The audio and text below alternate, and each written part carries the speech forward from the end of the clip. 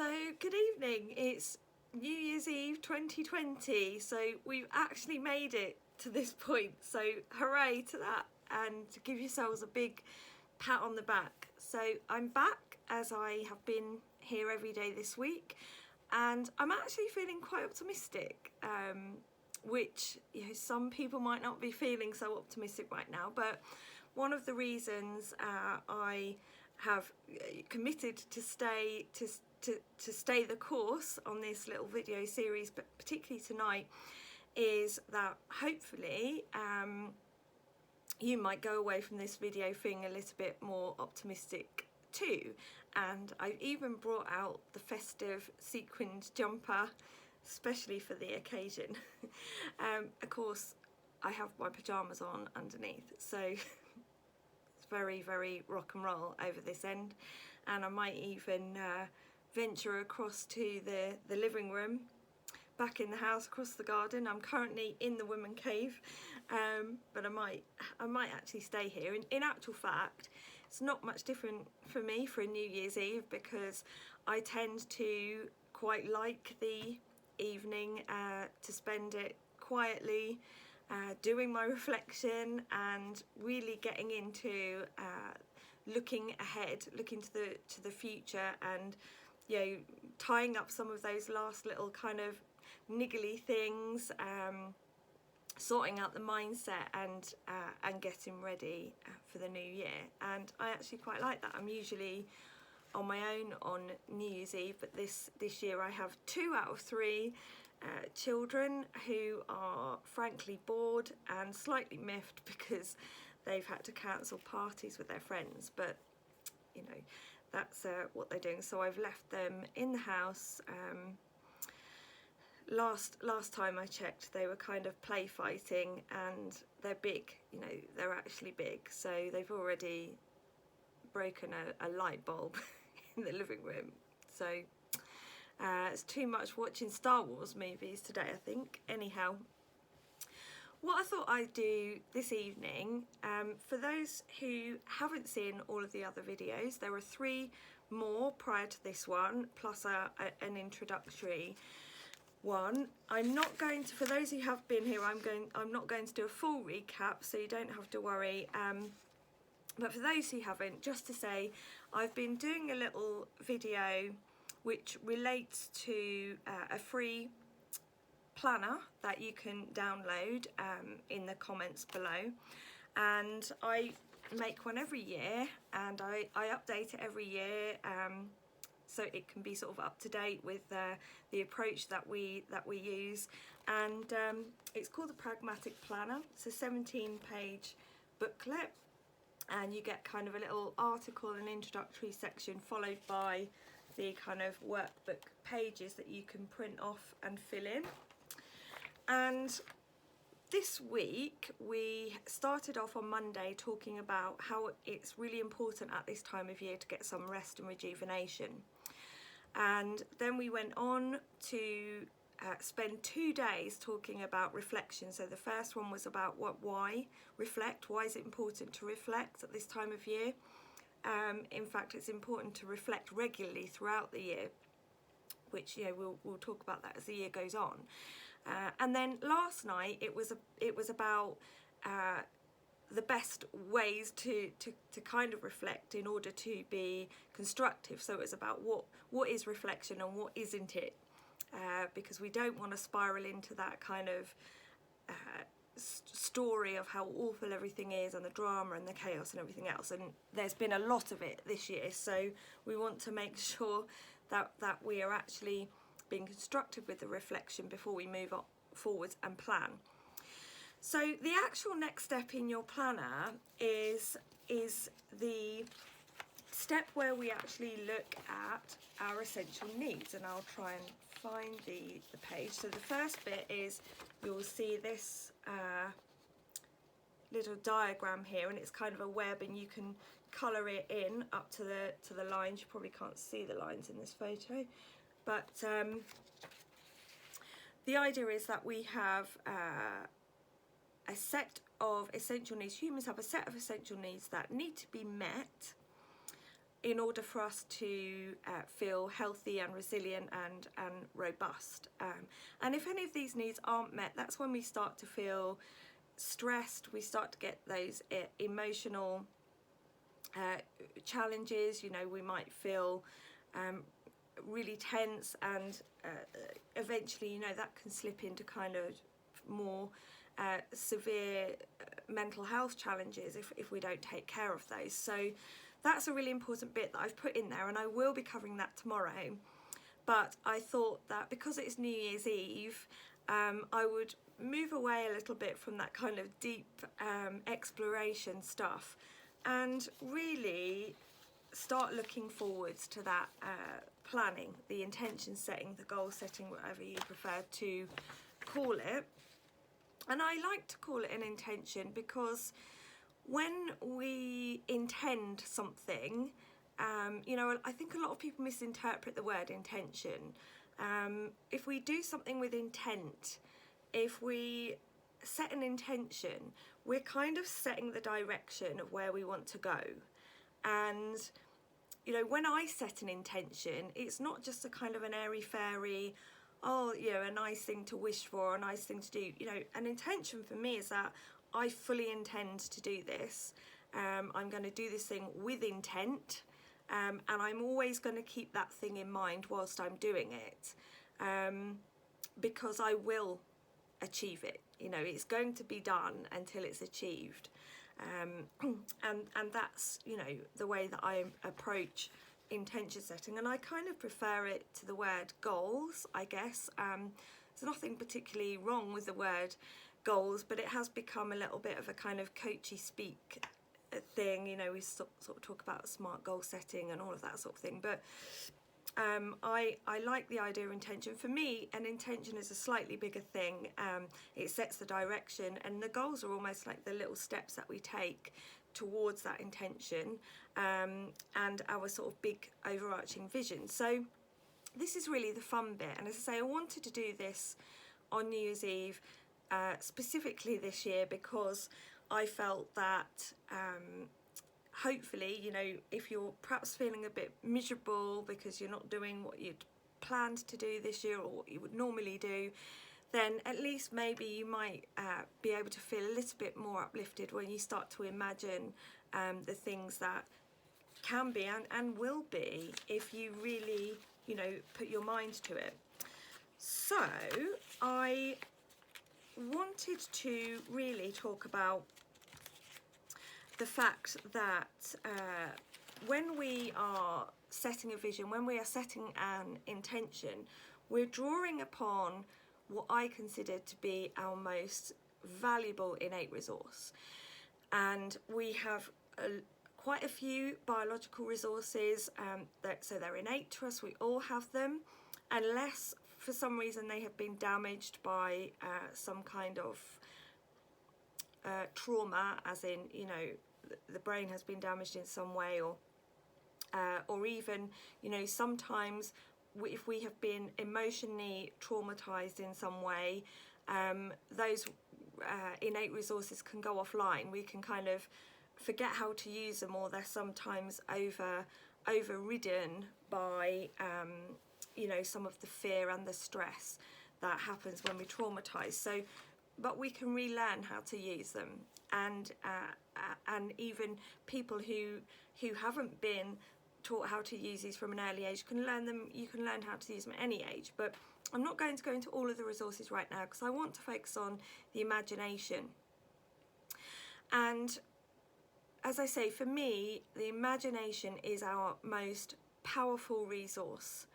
And really, if we talk about it in a nutshell briefly, it can be your best friend or it can be your worst enemy. And we often call worry a misuse of imagination. Worry is basically when we use our imagination to think about or visualize all of the worst things that can happen. And I have noticed during this year that there have been an awful lot of people who have been misusing their imagination, and that leads to, you know, very high levels of anxiety, very high levels of stress, very high levels of depression, because we are always sitting in that kind of place of where everything's awful.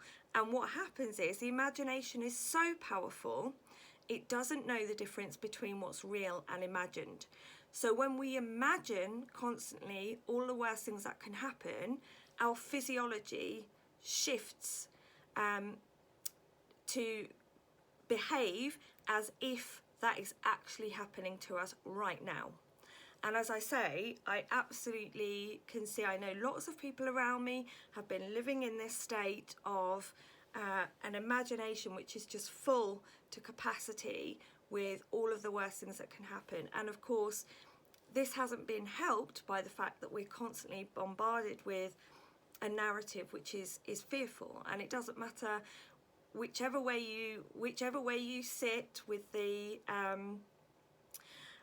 you know, some people feel that the measures that have been taken are necessary, and some people feel that the response has been disproportionate. But whichever way you sit on that, if you are constantly using your mind, your imagination, your thinking to imagine all of these awful things that can happen, and you're constantly having that reinforced by what you're choosing to look at. So attention goes together with intention. If you're focusing all your attention on the things that can go wrong, then your body is going to be living in a state where it actually behaves as if these bad things are happening. And of course, what we know is that that actually has a really, really negative effect on the immune system.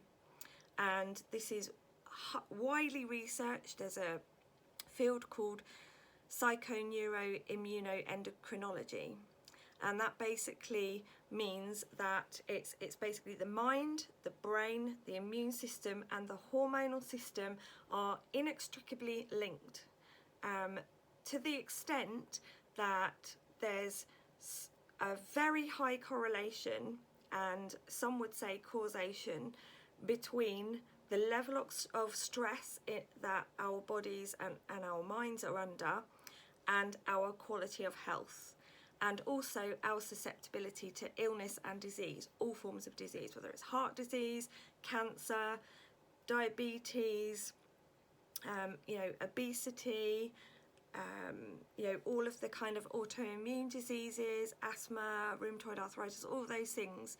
There's such a strong link with stress that really I feel, or I know, that once this kind of has filtered right through out of academia and into the mainstream, that's going to be our sole kind of focus on health. It's going to be how to not just manage stress but prevent stress and keep that whole system calm. So once convention catches up with what's actually happening in science and academia, then our medicine and the way we view our bodies and the way we view health will look very, very different indeed. So, as I say, this is the bit where we get to use our imagination in a really positive way. And so I'm going to talk a little bit longer than I have in the previous ones, because I want you to attempt to at least start to imagine something a bit better for yourself and a bit better for the year ahead. Because, you know, actually all it takes is a bit of willingness. And, you know, with any luck, hopefully by the end of this video, if I can have inspired you to even think about all of the good things that you're going to line up for your life in the forthcoming year, then that would be wonderful and my job is done. So what we really want to be doing is thinking about possibilities. So we've just talked about, is your imagination going to be your best friend, or is it going to be your foe? And once you have made that decision, I mean, you know, it's quite easy then when we're starting to feel a certain way, or if you're starting to think in a certain way, you can actually stop yourself and say, am I using my imagination to its highest potential right now? Or am I using my imagination in a way that's going to be actually quite harmful to me? You know, and we really have to start to ask ourselves these questions now, I think, along the lines of, I'm imagining this thing. Is this what my actual reality is? Is this what is going on in my life right now, around me, based on facts, based on sitting right here? And in all honesty, I will guarantee you that 99% of the time, we can sit right here, right now, calm yourself for even 30 seconds and say to ourselves, actually, right now, everything is okay. Right now, everything is okay. Yeah? And I would challenge you all to really just sit with that just for a minute or two and just really think to yourself, right now, everything is okay. If you're sitting here watching this, then right now in your life, everything is okay. All right? And I'm not talking about this financial thing's going on, or this relationship thing is going on, or half the world is in panic about COVID or whatever. I'm not talking about that. I'm talking about you right now at this very moment sitting here. Are you okay?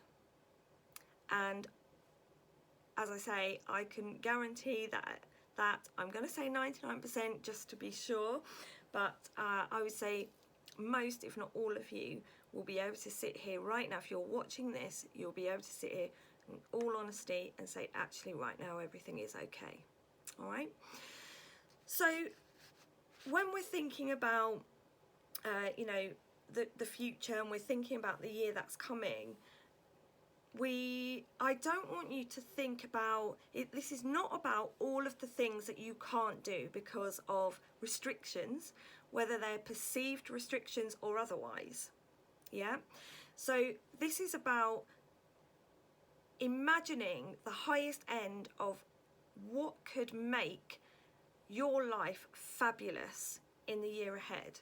And you might want to break that down into different categories. You might want to think about, you know, is it my health that's going to make this better for me? Is it wealth? Is it career? Is it setting up a business? Is it relationships? Is it maybe a new home? That's me, actually. I put that one in there because I'm imagining my new home right now.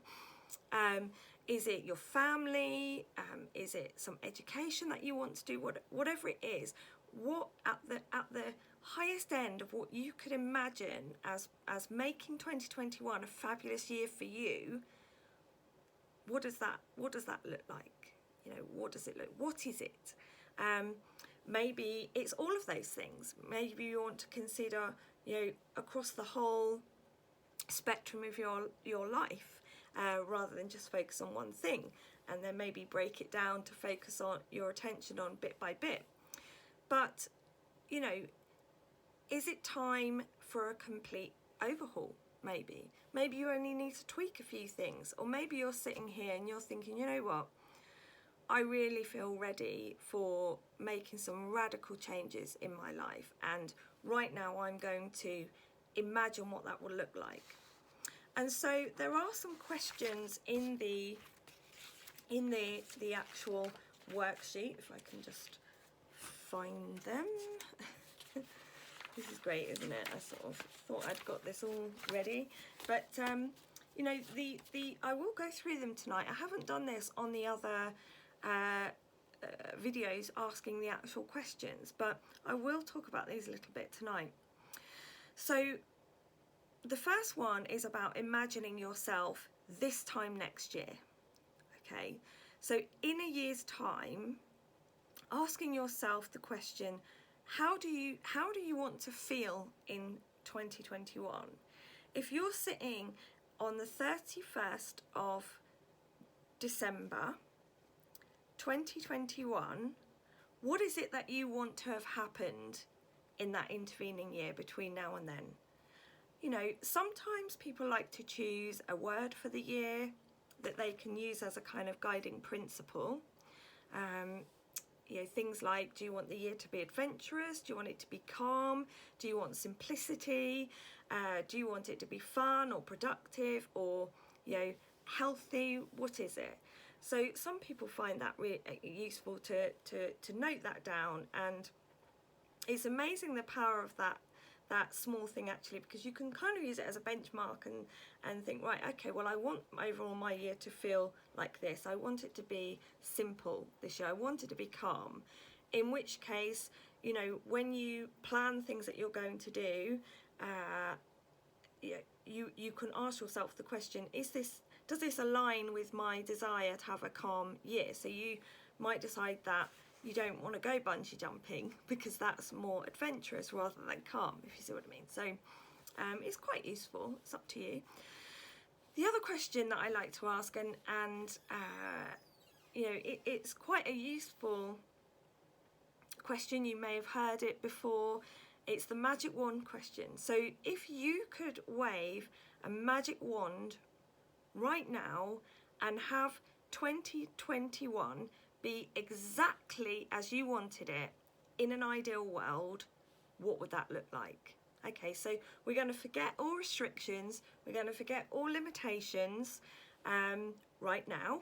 Okay, this is your imagination, and you're going to imagine if you could have this year, your life, your career, your relationship, whatever it is, or the whole thing in general, be exactly how you want it to be. What would that look like? And you want to maybe ask yourself questions such as, what is it that I would be doing if it was exactly the way I wanted it to be? You know, what is it I would be feeling if it was exactly the way I wanted it to be? What would I have if it was exactly the way I wanted it to be? What would I achieve? What would I create? Do you see what I mean? So that's the thing. And then another useful exercise that I often find is to put yourself, again, 12 months exactly, to 12 months ahead, and then tell yourself the story of how it was that you got from this day in 2021 to that day, sorry, this day in 2020, I'm getting ahead of myself here, to that day in 2021. So this is like A to B, yeah? So assuming that you've everything has happened the way that you want it, and you've got the feeling, the life, the achievements, the relationships, the career, whatever it is, the health, what is that story? So it's almost going to help you to come up with the hows, all right? So I then asked the question, what new things can you do, can you begin, or can you create to make 2020 live up to the feelings that you have chosen to feel in the year ahead? So often when we use our imagination, it's so intrinsically tied up with our emotion, and that's why, as I say, it can be your greatest foe or your greatest friend, because you will notice that if you think about something that's really sad or something that's really frightening, you will feel frightened. You know, it's not just in your head, it's your whole system, as I've said. So it's really important to think about how you want to feel, because if you can get into that space of, well, actually, I really want to feel pleased with myself by the end of the year. I want to feel successful by the end of the year. I want to feel joyful by the end of the year. And you really start to imagine that feeling of joy and success or achievement, whatever it is, then your whole physiology will change. Even by putting a smile on your face, you will notice when the cheeks go up, it's really hard to feel depressed when you are, even if you're faking a smile, you put the corner of your mouth up, it's really hard to feel depressed that way. So you want to start thinking about, okay, if I'm going to feel like this, what is it that I can create in my life that's going to lead to those feelings towards the end of the year? And then once you've done that, you can take the answers to those previous few questions, and it might not sound like many questions, but you can write. And the greater the detail you use to conjure up the image, in the imagination, the image of what it is you want in your life, what it is you want 2021 to be, what it is you want to do, be, have, achieve, create, whatever it is, the more detail that you can put into that, the more it becomes kind of embedded into your imagination, and it starts to feel real. So once you've done that, you can then start to, once you've got the kind of overall picture and you've told that story, that's when you can start to break things down into your shorter intentions for 2021, and your list of intentions rather, and then your shorter kind of step-by-step goals and tasks. And I would suggest that, you know, I'm quite a prolific writer, so these boxes that I've made, it's never going to be enough. So write on the back or write in a notebook or whatever it is. And then what we'll do tomorrow is we'll go back to have a look at the essential needs, which is such a useful exercise, because if you don't really know exactly what it is that you want right now, but I would still ask you to imagine, you can tweak quite a lot by looking at identifying where you have any unmet needs, or some needs that perhaps you haven't focused much attention on this year. Once you start to ask yourself those questions about the needs, then you can start to identify where you might want to focus some of your attention as well, and add it to your great big vision. But really we need to get those needs sorted out to sort of actually put this in action.